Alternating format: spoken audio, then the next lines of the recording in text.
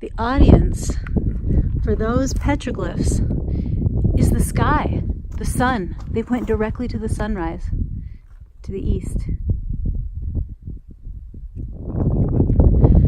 The pictographs and petroglyphs that you can see from up top, you can't see very well from the ground. They point to the sky. They're meant to be seen by the sky or from above, but they clearly don't have an audience that's going to be walking around on the ground down here in the wash, in the canyon.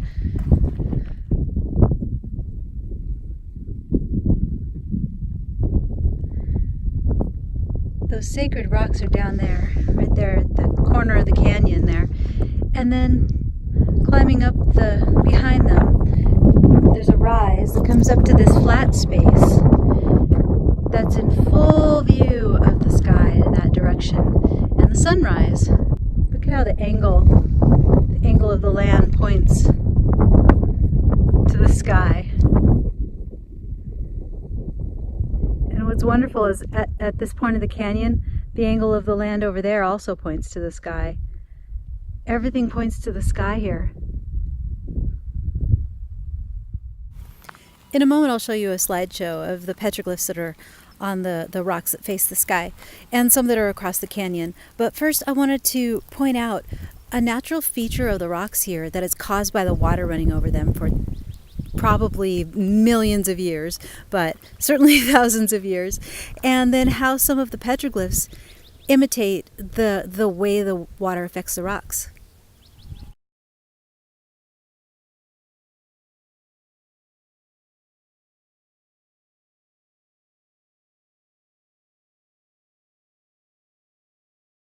And then as you look at the petroglyphs, you see a lot of them have this elongated rake pattern, which looks very much like the water erosion.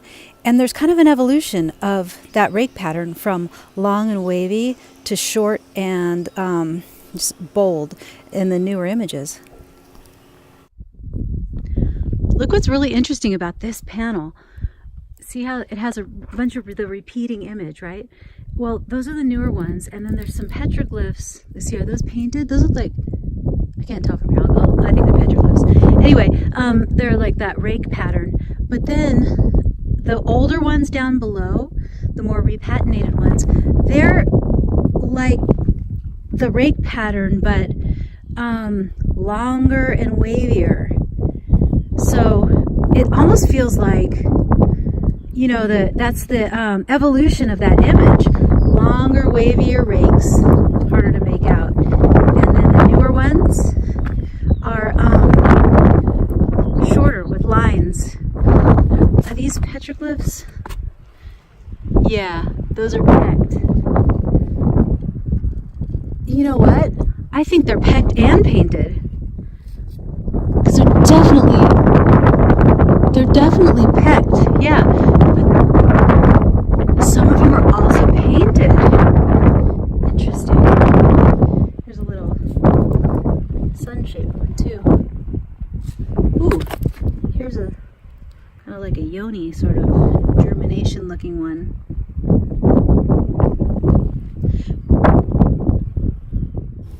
Now I'm just going to let you see a little slideshow of the images here. Some of the photos had to be taken from far away because, like I said, you can't really see them unless you're standing on top of them, and some of them are on sort of precarious ledges facing the sky. So I did my best, and there are also some pictographs that were in a cave right and in the wash at the base of the canyon, right on the corner of the canyon where the water would crash around at a right angle. So I'll de-stretch those for you as well.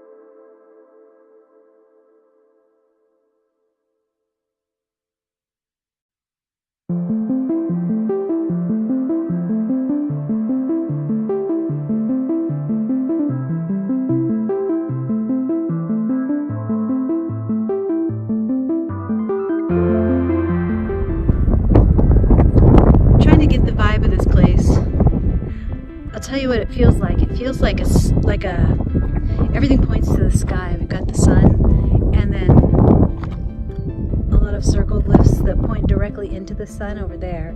All of the whole panel points into the sun. And then the angle of the rocks. Look at what it does. It leads the eye, like reaching up to the sky. And it does that over there too, but the opposite direction.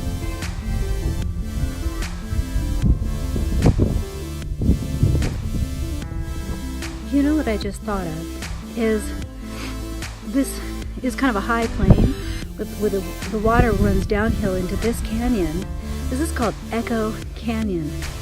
And imagine the harmonics of a rush of water during a flash flood crashing around this corner into the rocks, into this rocky canyon. It's called Echo Canyon for a reason. It must sound like the world's ending when water's crashing through here. I bet it's amazing. Crashing around that corner like that.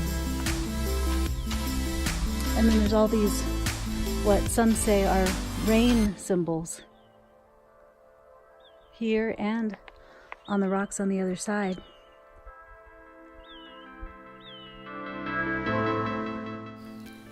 Thank you very much for watching. I support this channel with the sale of handmade art in the style of Huichol bead art. And right now I'm featuring on my site some beaded eggs. So think of them like Fabergé eggs, but Southwestern style for Easter. Maybe you see something you like for yourself or for a friend, and it kicks me back a little bit of gas money and book money for the effort that I put into this channel. If you like it, thank you for your support, and otherwise, just thanks for watching. Hop on over to the Facebook group, The Ancient Southwest, to participate, share your photos and adventures, and join the discussion. Have a wonderful day.